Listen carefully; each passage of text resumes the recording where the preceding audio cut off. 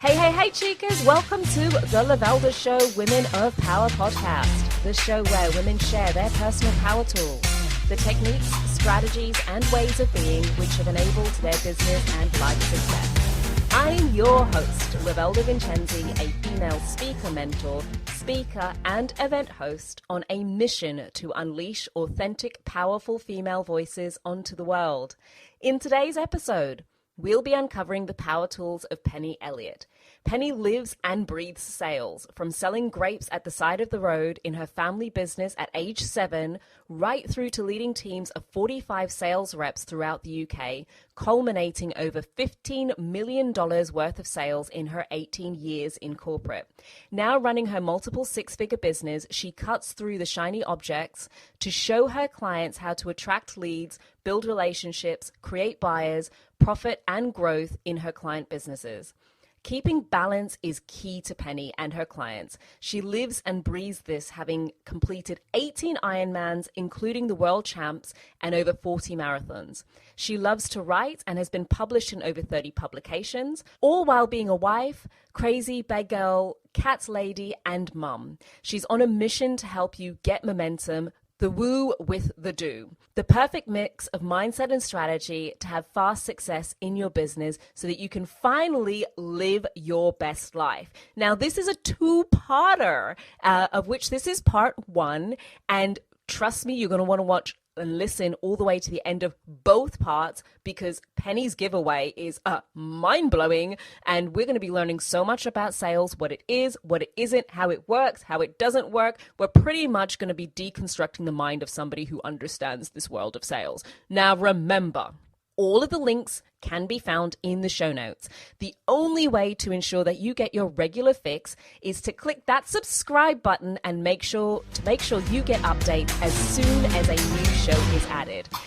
Now, I think that's quite enough from me for now. So, let's get on with the show. Hey, welcome back to the Lovelda Show Women of Power podcast. In today's episode, we're going to be talking all things sales. Sales. My guest today, I mean, the woman is like living, breathing, born, bred, like everything about her is just sales central. If you get to the end of this podcast and you do not know how to sell, we haven't done our job right, and frankly, we're both really good at our job, so you gon' get some today. If you're watching on YouTube, sorry, we got hit by the virus and everybody's on Zoom, so as a result, you can't see our faces. I'll put up some of the outtakes from when we tried to do it with our faces and it didn't work, but that's no reason for you not to subscribe, because we are still going. It just happens that we happen to be recording this at the time that everybody's going on lockdown. Great time for podcast recording, not so great for video recording. But anyhow, let's get on with the show. My guest today is the incredible Penny Elliott. Hey, Penny. Yay! Hi, how's it going? Not the best time to be using Zoom as a regular Zoom user while the whole world is downloading this new app and understanding video conferencing and remote living. I'm like, why are they all so late to the party and pooping on my party? That's what I know. I was like, we'll just Zoom. And lots of people, because in the entrepreneurial world, that's just kind of like, I don't know, let's go for a coffee, same terminology. And everyone's like, Zoom? What do you mean? Dear. I know, right? Now they're all joining the party and we're having to make room. Penny, how did you get into, I was like so excited about doing this show, predominantly really excited because I love sales, love it. And I struggle to find other women who also love it. It seems to be something most women have a problem with. So when I found you and you're like everything sales related, I'm like, yay, there's another one of us. So I'm now curious as to how you got started selling so young. And when I say young, I mean 7 years old young. Yeah. So my parents are farmers and they've always bought and sold stock. So that's just been around me all the time. And then we moved to a farm that had loads of grapes growing on it. And so we sold them on the side of the road. And I was probably about 7 when we started to sell them on the side of the road. And this is not like, a lemonade stand for $1 a cup. It's it was a big money earner for our family, and I just loved serving all the customers and coming home and counting up all the money and trying to upsell them from a $4 bag to an $8 bag. And it was just a way of life. And I never got exposed to the negative sides that people think about selling. I've always just seen it as a way of having a really good living and helping a whole load of people. I've always just seen it like that. That is pretty cool. I like what's cracking me up is that at the age of 7, you were upselling. Oh yeah, definitely. If they're going to pull over on the side of the road, you don't want them leaving with just one bag of grapes. So it's like, because some people, because they're not going to drive back once they've finished eating them, and they were really good grapes. So, one for now, one for a new fridge later. Do you know what? Sometimes it's best to have that young girl attitude around selling, because the thing is, a kid just doesn't care. Yeah. It makes sense in a kid's mind. Like, take one now and take one for later. It makes sense. Why, you eat these ones on your way home, and then you get home, you're not going to have any. They're really yummy. When you get home, you're going to want some more. Yeah. So when was your first experience of selling as an adult? Well, I went to university and I had a part-time job at university at Overland Footwear. It's like a posh shoe shop. And I only worked 2 days a week, and I was their best salesperson for about 4 years in running. And that included all the people that were working full-time. Say what? So, yeah, I don't know.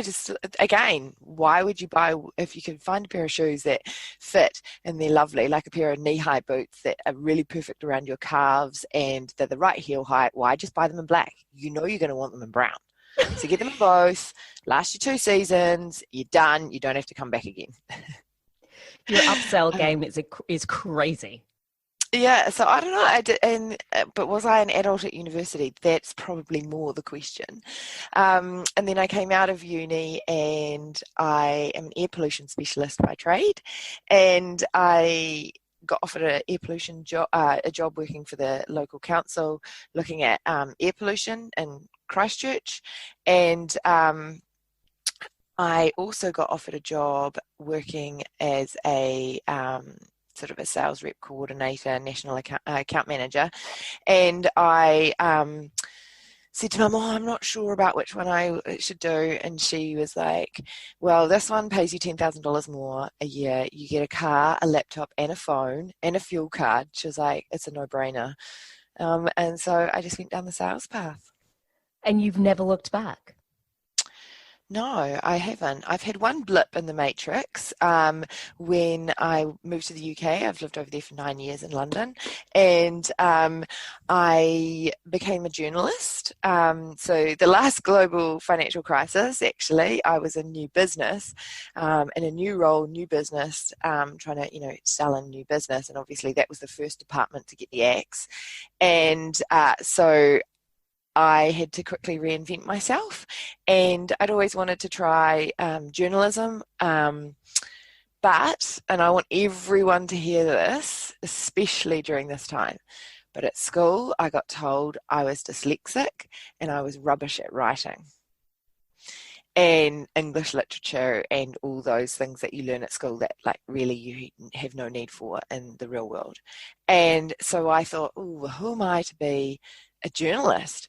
But I had a blog that I used to write to back in the day before Facebook. I'm not quite that old, but we can pretend. And I used to write about my travels every weekend, as a true Kiwi in London, going abroad on the Ryanair flights for $7. And everyone used to email me going, when is the next one coming out? When are you going away again? I just love reading what you're doing. And so I thought, I'm going to go down to Borders and look at the books. And I copied out of the book. This is how broke I was. I didn't even buy the book. I had rent. But I didn't even buy it. I sat there on the floor because, Borders used to have coffee shops in them. And so you could get a coffee and you could sit there. And I wrote out the format of how to pitch to magazines. And I pitched to 2 magazines and I got both of them, both jobs. as a freelance for features. And I thought, wow, this is pretty good. Little did I know later on, that's kind of like being picked to go on one of those TV reality shows or something like that.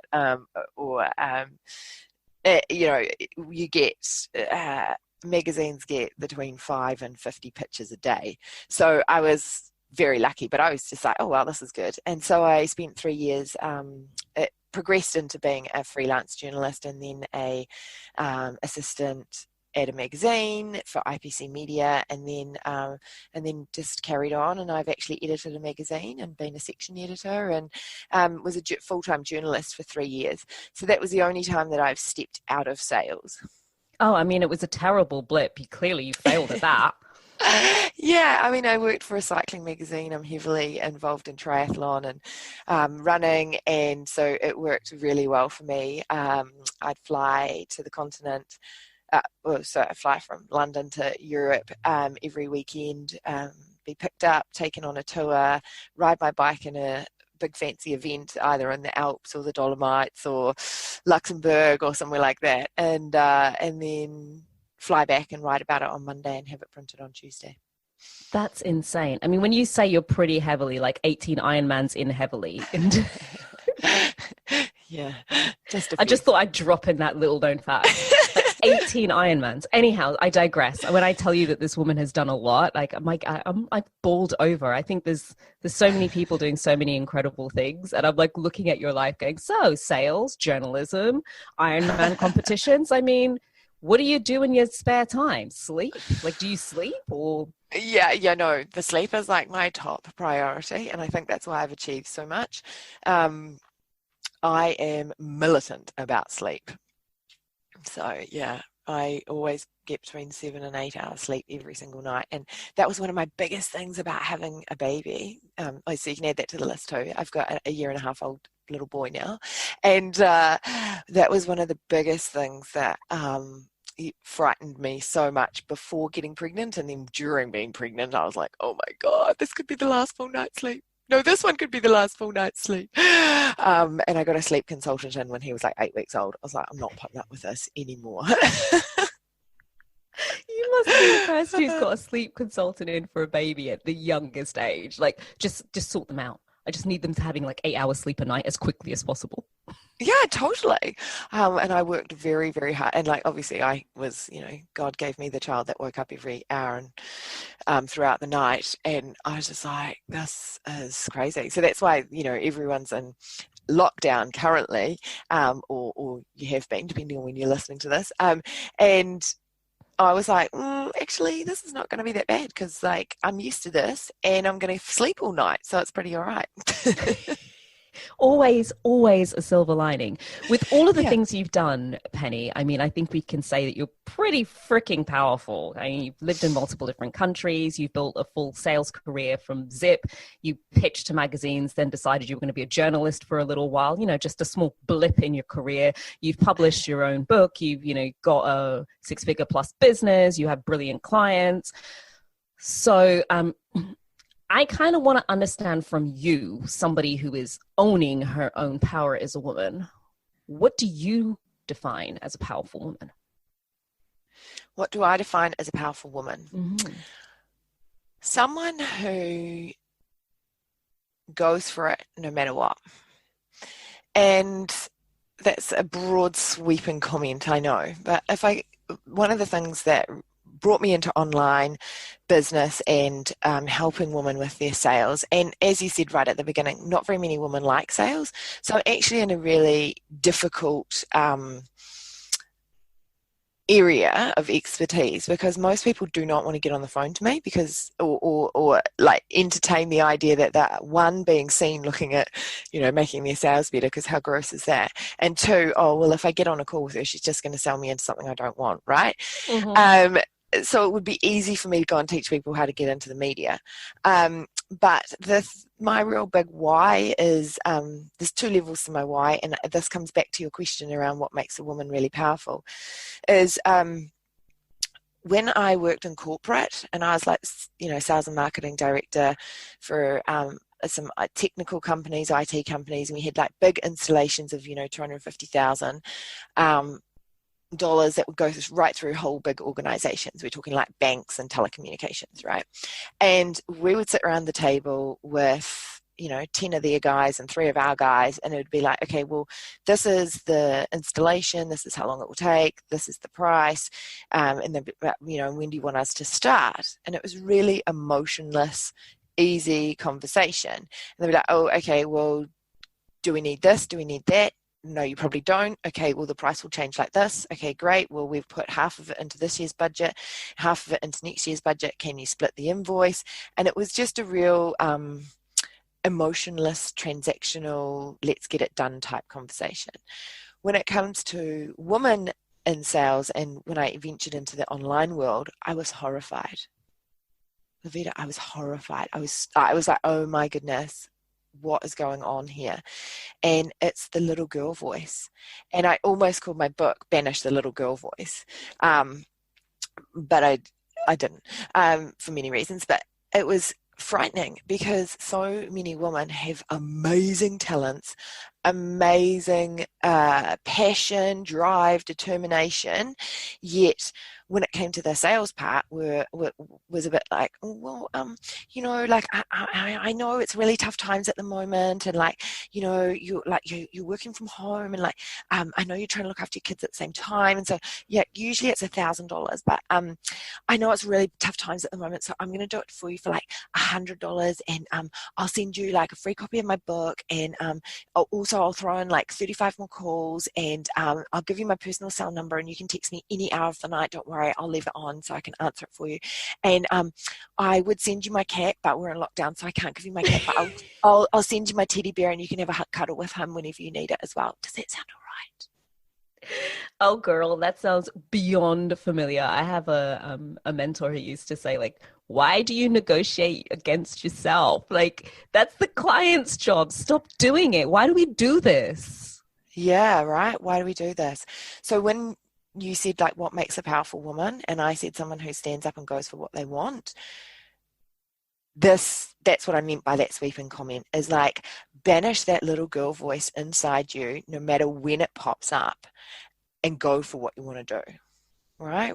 So when I wanted to enter an Ironman, at first I thought it was ridiculous to do like swim that far, cycle that far, and run that far. It's like a 2.6 mile swim. What's it in miles? It's like 100 mile bike, and then a marathon, right? All in one day. And I thought, that's just ridiculous. But and of course there was all these little girl voices that were popping up in my head, but I just pushed pay and I was entered, right? And then I was like, okay, well, just got to sort this out, and went for it. And it was the same with when I got my first coach. I was like, whoa, $10,000 to invest with her, that's a shitload of money. And American dollars to New Zealand dollars, that's even more, and with the exchange rate. And I was just like, nope, I'm doing it. I'm going to go for it. I'm going to work it all out later. And the same when I moved to England, I had a gorgeous boyfriend at the time. He didn't want to come. I was like, well, sorry, I'm going. Right? So banishing that little girl voice will actually help you step into your power hugely and take you to places that you've never thought were possible before. Does that make sense? It totally does. It's like, it's sometimes that silly, I'll say to people, like, the yes is actually, it's not difficult. It's all the voices that you have and the conversation you have between you and the yes. But yes is not a difficult word for you to say to move something forward. It's all of the other stuff you've got going on.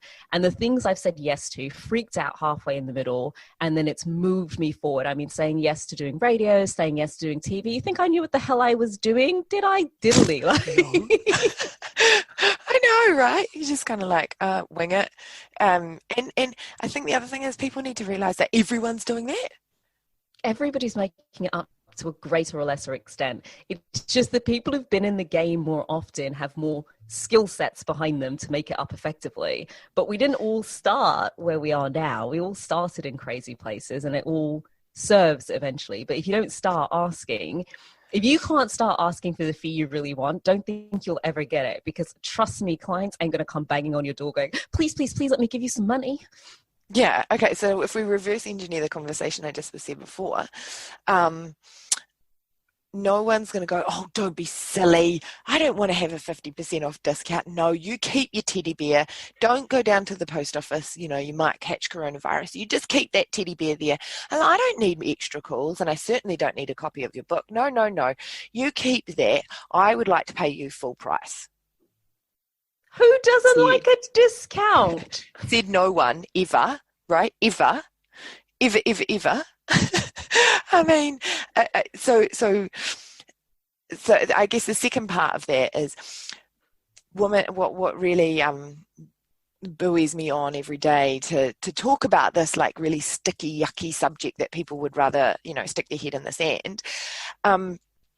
Is because what happens is women then hang up the phone and they go, oh, that didn't go very well. Like I got I'll have a think about it. That's not very good. Oh, well, maybe I should go and change my offer.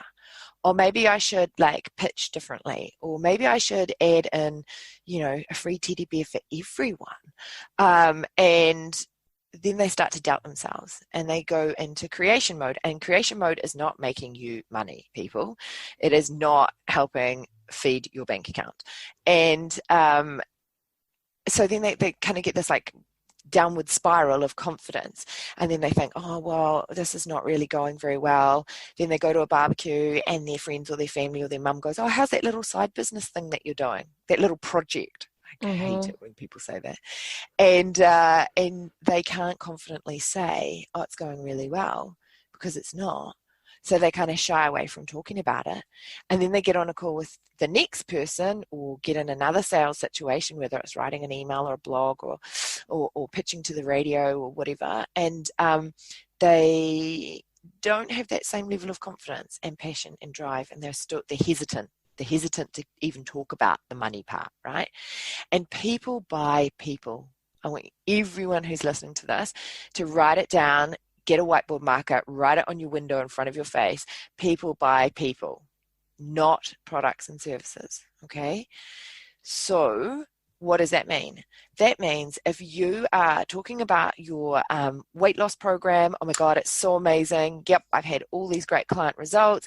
It means you don't have to give up coffee and chocolate. Actually, you just eat coffee and chocolate and that's it. It's called the new Chocolaleo diet, and it's amazing. You're going, oh my God, this sounds awesome. I could just eat chocolate and coffee all day long. And then you get to the bit where you're talking about the money of it and your vibe and tone completely drops off. They're going to go, hang on a moment. She was really excited about the product, excited about the program, excited about the weight loss. She had good client testimonials. But now when she's talking about the money part of it, she's been a bit funny. Something's not quite right there. And you know that gut feeling that like, maybe not. Something feels a bit off. Yeah, that's why you're getting that, I need to go and ask my husband or my partner or my auntie or my mum or my pet budgie. You know, that's why you're getting all of those excuses on the back end. It's not because your product or offer is wrong. It's not because they're the wrong ideal client. It's not because your messaging's wrong. It's not because you've put a pink border around your Instagram photo or not. It's none of that. It is your tone and vibration and passion around the dollars and cents. And that's why you get that, I'm not so sure. I might have to go and think about it, because you've put the doubt in their head.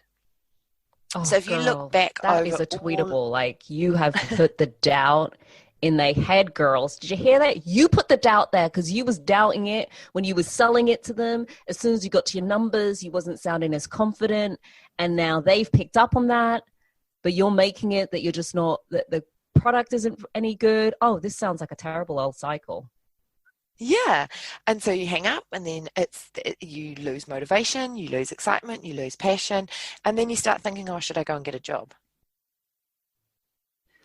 And I kind of want to bring it back a little bit to something you said at the top of the show when you said, look, in corporate sales, it was really emotionless, right? Yeah. And I remember that, like when I was selling, because I worked in sales for years, and partially because it's not my product, partially because it's like technical stuff and I'm selling it to other business people. Like, it's just the emotion isn't there. I'm not attached to whether or not they say no. I'll just speak to somebody else tomorrow. Big deal.